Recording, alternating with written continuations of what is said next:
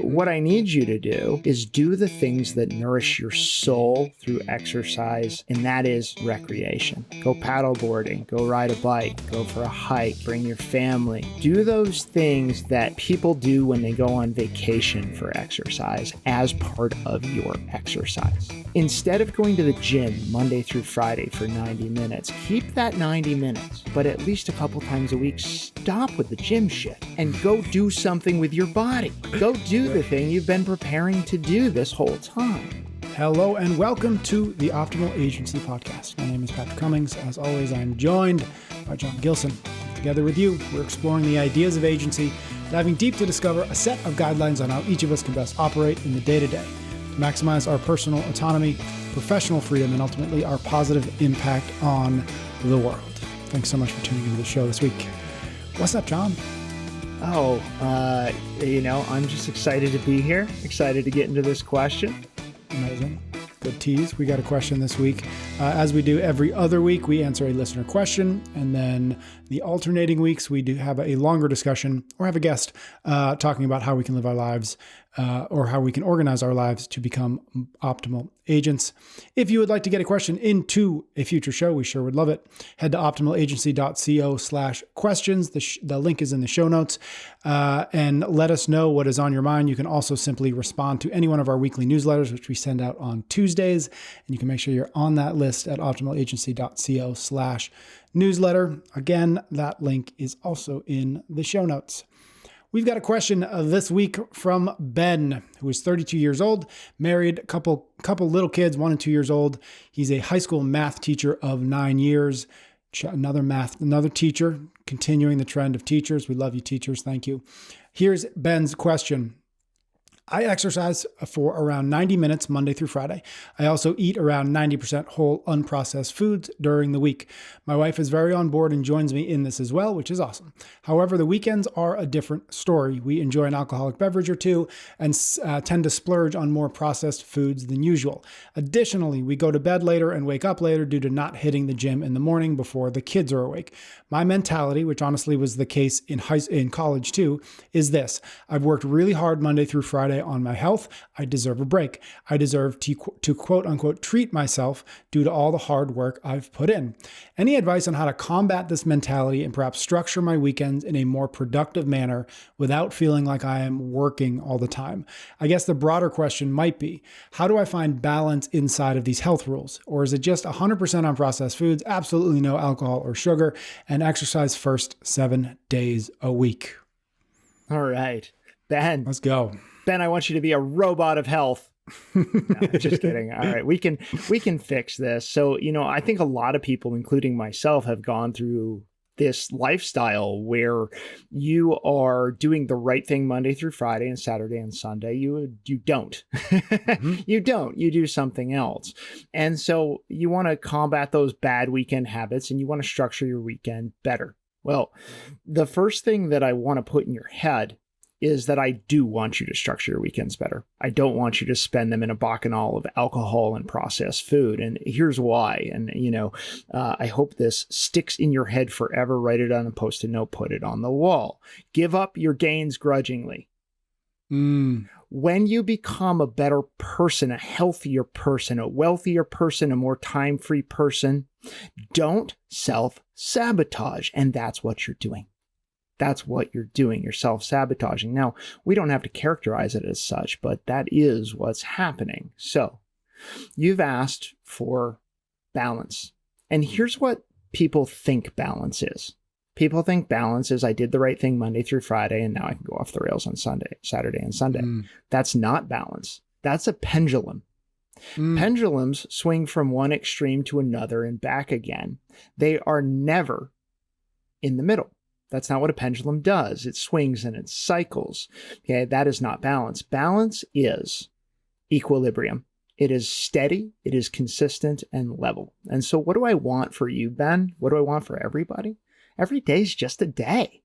How do I make my actions every day align with my values? How do I make my habits sustainable so it doesn't feel harder or easier to do them on any given day? And your question, Ben, indicates, and thank you for asking it, genuinely, that Saturday and Sunday don't really align with your values. And of course, you set up a little bit of a straw man. You said, well, if Saturday and Sunday don't align, do I have to exercise first, eat 100% unprocessed food, etc.? No, of course not, right? The rules are guidelines, but what we need to do is set you up to give back gains grudgingly. How can we get that done? And so let's start with, I want equilibrium, not some bullshit pendulum-like quote unquote balance. Okay. So we're going to give up a weekend alcohol and processed crap by substituting in better things. And we're going to get from a place, and this is really important, where Saturday and Sunday are relief from Monday through Friday, to the point where Saturday and Sunday are really just like Monday through Friday in a really productive way. Okay. So two things we need to do. Okay. We need to reduce your stress, and we need to define better weekend behaviors. Okay. Why do I need you to reduce your stress? Well, what you're doing on Saturday and Sunday are textbook coping behaviors.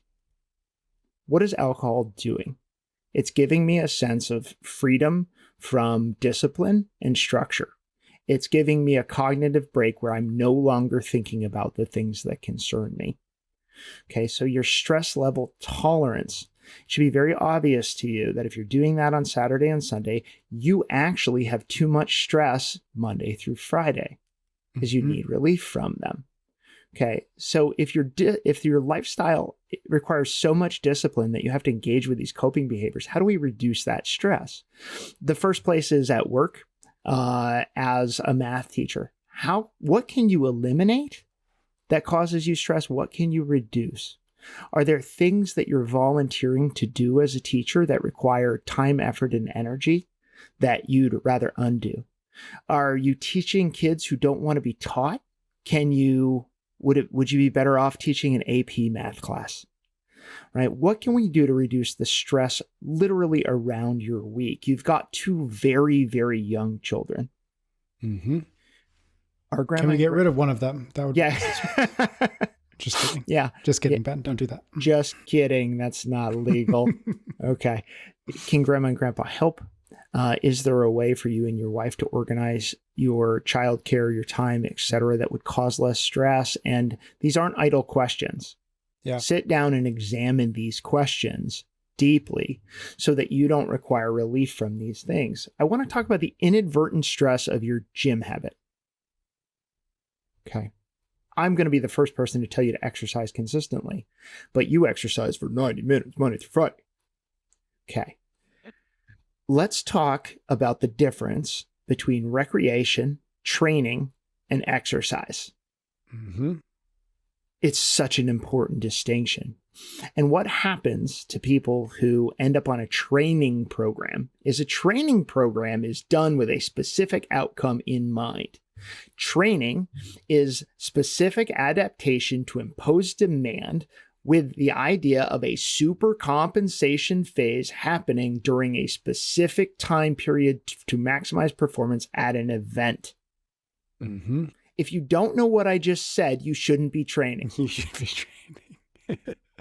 I would also throw into that mix, a lot of people, at least in the world that we come from, a lot of people also accidentally compete.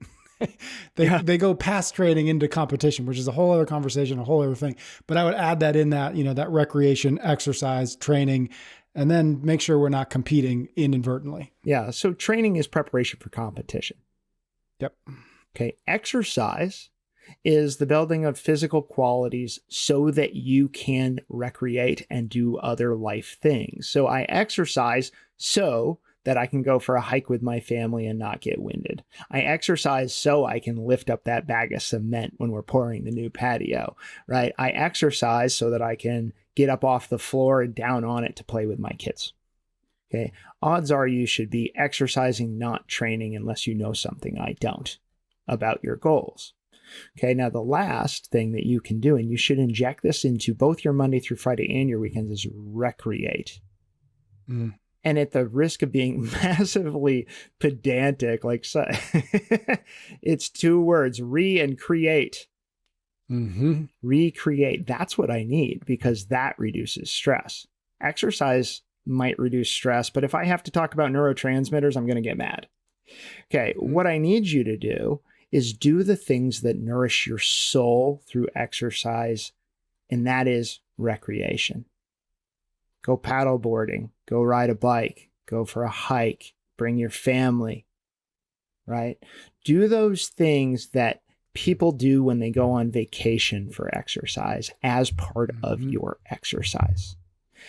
Instead of going to the gym Monday through Friday for 90 minutes, keep that 90 minutes.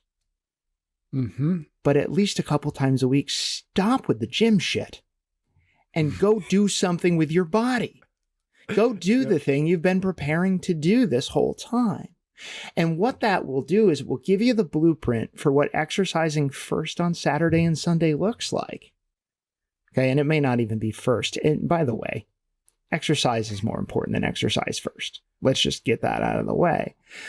But you're probably putting inadvertent stress on yourself if you're worried about how much you back squat, if you're worried about how many double unders you can do in a row, right? If you're worried about where you are on a leaderboard, if you are going to the gym to get better at the gym, you missed the point of the whole exercise for most people, which is we go to the gym to get better at the things we do in life. And some of the things we do in life aren't competition. They're recreation. Recreate yourself. Use your body to do that. Okay. So I'm going to reduce my stress at my job. I'm going to reduce my childcare stress where I can. I'm going to stop thinking about the gym as a serious job, as a thing I have to do. And I'm going to introduce exercise and recreation into that triad right alongside training. And I'm only going to go to training if I've identified the goal of that training very specifically. Okay. It's interesting about that. And before we kind of move on from it, because I think it's important, which is you started that with pinpointing the stress that is often the cause of the behavior that is against our values, whether sleeping too much, sitting on the couch all day, drinking, eating sugar, et cetera. And I just feel like it's really important to identify that in much of the conversations that we have here, what we are actually talking about is how do we reduce the stress? I just think it's really important to continue to point out, because I feel like we have an acceptance of stress in the sense of like, well, I'm an adult. Of course I'm stressed. I've got 2 little kids. Of course I'm stressed, right? And I love what you pointed out, which is where are the dials that we can turn, not to turn stress off, because that may not be possible, but can we dial work stress down 10%? Can we dial this fitness stress down 15%? Can we dial our relationship stress down 5%? And the aggregate of that is at the weekend, you're not overstressed, and therefore you're in a position to make the kinds of decisions that clearly Ben is trying to figure out. How do I make these decisions more consistently? That's spot on. And, I think there are 2 kinds of stress. I think there's hormetic stress, which is a little bit of stress that makes me stronger. And there's chronic debilitating stress, which is my life is set up in a way that keeps me constantly going back to the bottle, the snack food aisle, the dispensary, the et cetera, to deal with my life. You shouldn't have to deal with your life. Right. And so, we turn that down. Okay.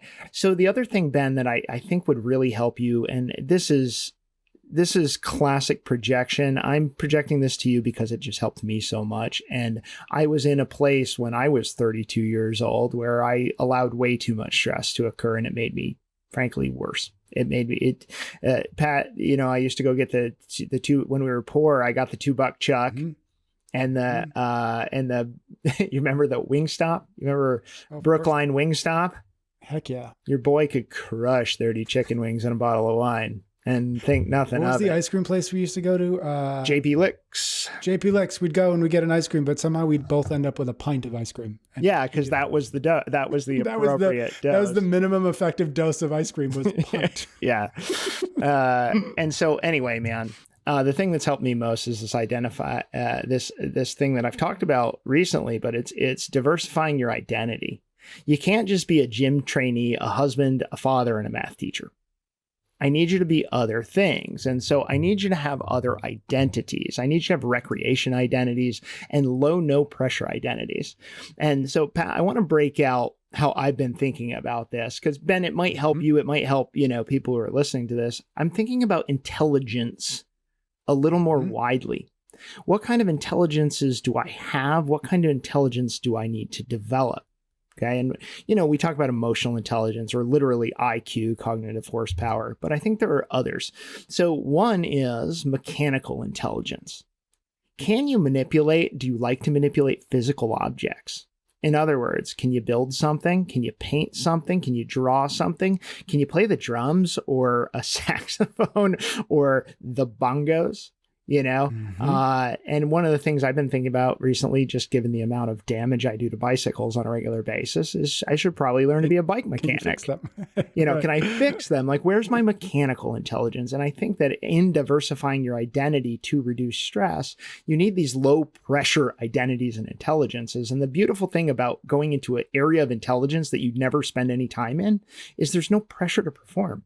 Like, I have no thought that I'm going to put a mountain bike on the mechanic stand, get out a set of Allen wrenches, and do something good. Right? Like, I'm probably going to screw the bike up worse, frankly. Yep. But there's no pressure in that. It's just something to do.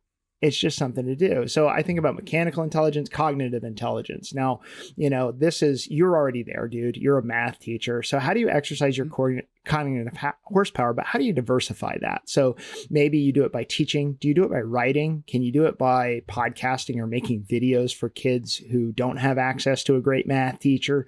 What do you do there? How about social intelligence?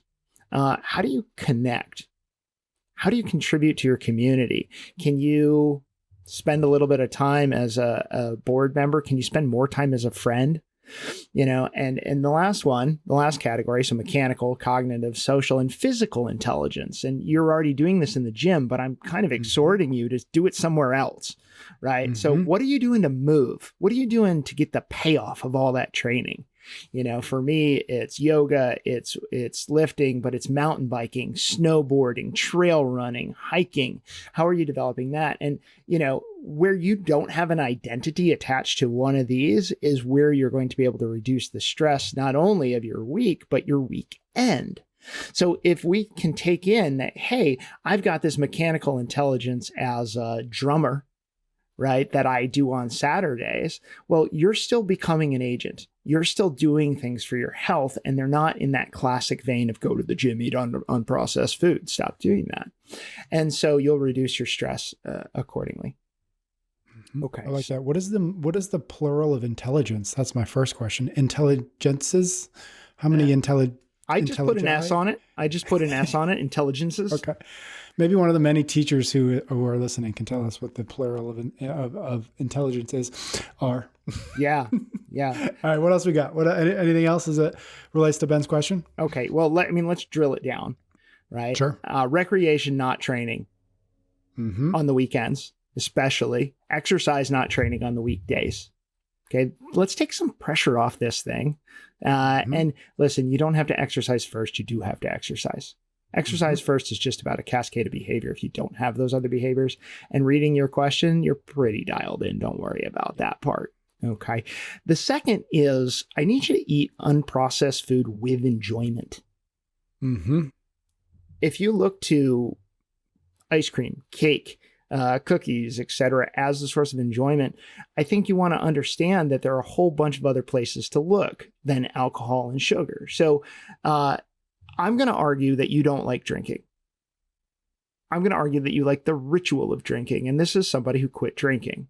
And what did I have to do? I had to find a substitute behavior. What was the substitute behavior? Non-alcoholic beer.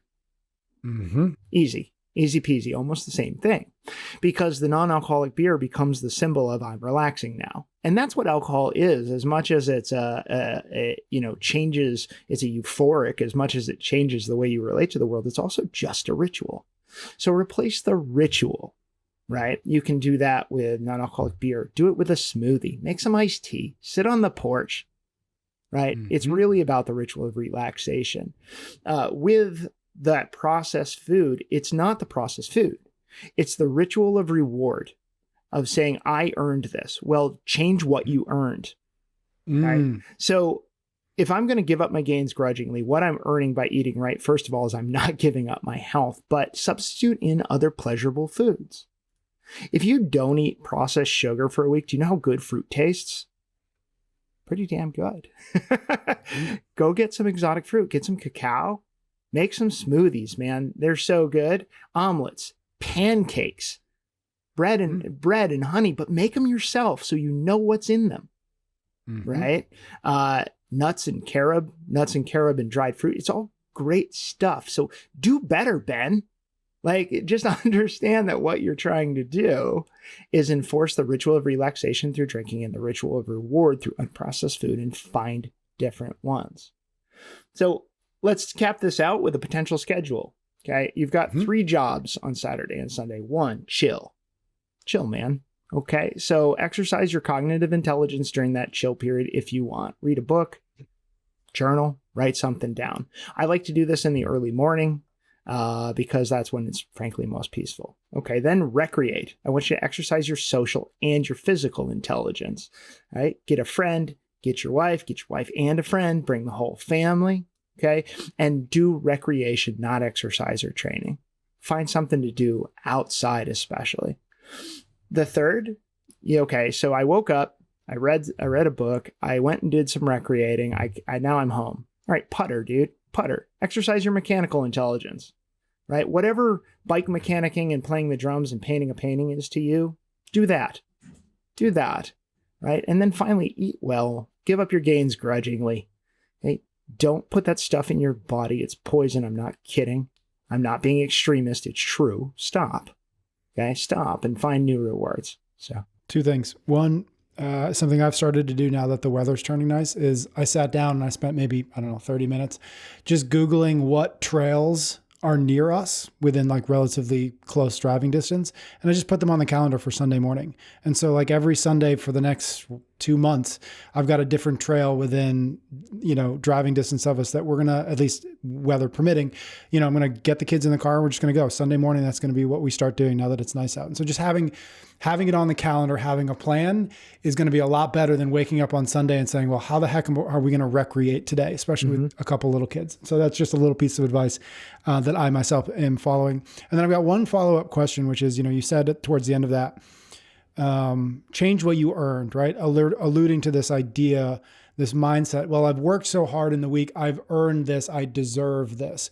And that to me is the part of the question that Ben sent was, he said, I've worked really hard Monday through Friday on my health. I deserve a break. I deserve to treat myself. This was kind of the mindset that it seems like he feels like he's, stuck in, right? Not saying like I do in fact, but I seem to be acting as though I deserve this. And I'd love your thoughts on just the concept of deserving fill in the blank, earning fill in the blank, if that, whatever that fill in the blank is perhaps counter to what we did to deserve it. Yeah. Because to me, like when you lay it out, it seems so obvious how oxymoronic that is. And yet how many people have that mindset of, well, I work real hard all year, so I'm going to go spend a 2-week vacation in Jamaica and I'm just going to drink and eat myself silly, right? Whatever it might be, whatever the fill in the blank might be. Yeah. I'd love any thoughts you have on that as a mindset or a mentality or a belief that we work real hard in order to earn or so that we deserve fill in the blank when we know that fill in the blank is counter to what we do to earn it. I'm going woo-woo, bro. You ready? Do it. Okay. We self-sabotage ourselves because we are comfortable with a certain level of fitness, because we're comfortable with a certain level of wealth, because we're comfortable with a certain amount of stress. If you did what it took to make yourself permanently better and never took any steps back, you would be scared. And you would be scared because you would be limitless. Your potential in front of you would be huge and you wouldn't know what to do. And so you stay within this safe bound. And when you start to exceed that bound by getting too strong or too fit or eating too well or sleeping too well, you subconsciously screw it up. And we do this because of in my mind, because of our social inclinations. You don't want to stand out, right? Because standing out is potentially hazardous because you stand out, you're a target. Okay. So as woo-woo as all that sounds, I believe that we think that the things that kill us are rewards. And the reason that we think they are rewards is because they give us either that short-term hit of neurotransmitter, which is what everybody talks about, but more so, I think they allow us to remain where we're comfortable. And so in my mind, I want you to redefine what the reward for success is. The reward for success is more success. Mm-hmm. But the rewards of eating right, of exercising, of recreating, are not definable by the instantaneous neurotransmission of dopamine or whatever that happens. It's definable by your serenity. It's definable by your peace of mind, and it's definable by you achieving a new level of who you are as a person and becoming better. So don't sabotage that. Why do we do it? Any number of reasons. Why should we stop doing it? That's the better question. Love it. That's a good place to wrap up. Thank you, Ben, for the question. Again, if you'd like to get a question into a future episode, optimalagency.co/questions is the best and fastest way. We look forward to seeing the questions, and we look forward to being able to talk through them on a future episode. Thank you for listening. Thank you for your ratings, for your reviews, for sharing the show with friends and colleagues and family members. And John and I will be back next week for another episode of the Optimal Agency Podcast.